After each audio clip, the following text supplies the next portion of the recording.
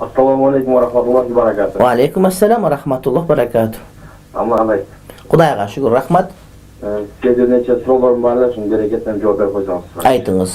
Normal şimdi bizde Bişkek'te Uygurlar, Dungan'da Türkler var, meçit açıp bırak bizde misal için Cuma, Kutba'nın Cuma bayanın Kırgız imamları da oturuyor Kırgızça. Ova. Ama Osto, Calabat'ta, Tuzak'ta bir yol girip kaldık. Alacakta ne gelir Cuma bayanının Özbekçe oturuyor. Biz çara koldansa bolboy bu. Anın İslam'da ikinci sıra İslam'da misal için yatkanda erkekten ayal yatkanda ki ayal kişi oğul jağını jakшы керек, сол жагын жакшы керек ушундай нерсе каралбай коет. Ушул жол берип койсоңуз Алла разы болсун сизден. Birinci mesele til meselesi boyunca albatta imam oşol özü bilgen tilde süyleyt, biroq oşol eldin basındı köpçülügü түшүнө турган til болгондугу макул. Эгерде жалаң өзбек улутундагы адамдар жашаса же башка улут жашаса, ошол жерде ошол тилде сүйлөгөн болсо зыяны тийбейт, бирок ошол эле учурда ошол кайсыл элдин жерин жердеп турсаң, ошол элдин ырнырда деген сөз бар да, муну араб тилинде дарихим мадум тафи дарихим ардихим мадум тафи ардихим деген накыл менен айтышат да. Ошондуктан урматтуу бир туугандарым, ошол жердеги имамдарга дагы мына ошол кыргыз тилинде, анткени жалпы элдин баары кыргызча билет, Кыргызстан адамдары кыргызча билбегени жок эсе.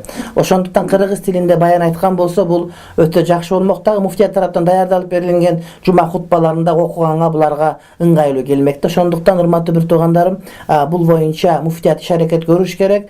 Мен муфти болуп иштеп турган учурда буга аракет кылганбыз. Ошондо ишке ашкан.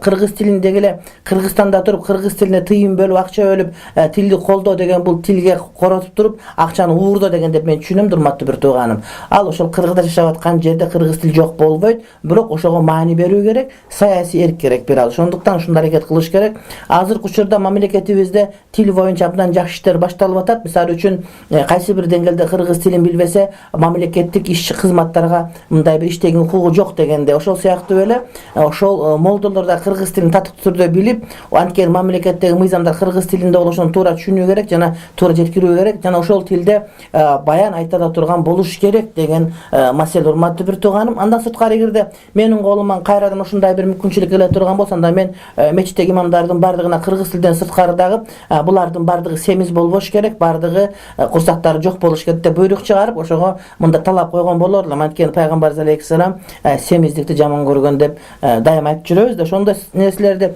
саясий эрк аткара турган болсо, урматтуу бир тууганын бардыгы тез эле ордуна келип калмак. Буга көп деле чоң акыл эстин же болбосо көп деле мындай патриоттук кереги жок. Чындыгында патриоттулук деген сөз, урматтуу бир тууганым, бул адамдын акыркы карманган жанагы бир мындай бир жедеп картасы түгөнүп калган саясатчылардын карманган шылтоосу патриоттук деген сөз жок. Бул болсо патриотмун деп айтпай эле иштин баардыгын кыла берсе, албетте боло турган маселе. Бул боюнча менин билишим боюнча мамлекеттин өз иш-чаралары каралып турат. Бул боюнча биздин муфтиятка да жакын күндөр кабар жетти. Ошону менен Кыргызстандын бардык аймагында ошол кыргыз тилинде мисалы үчүн хутба айтуу боюнча маселе көтөрүлөт деп мен терең үмүт кылам.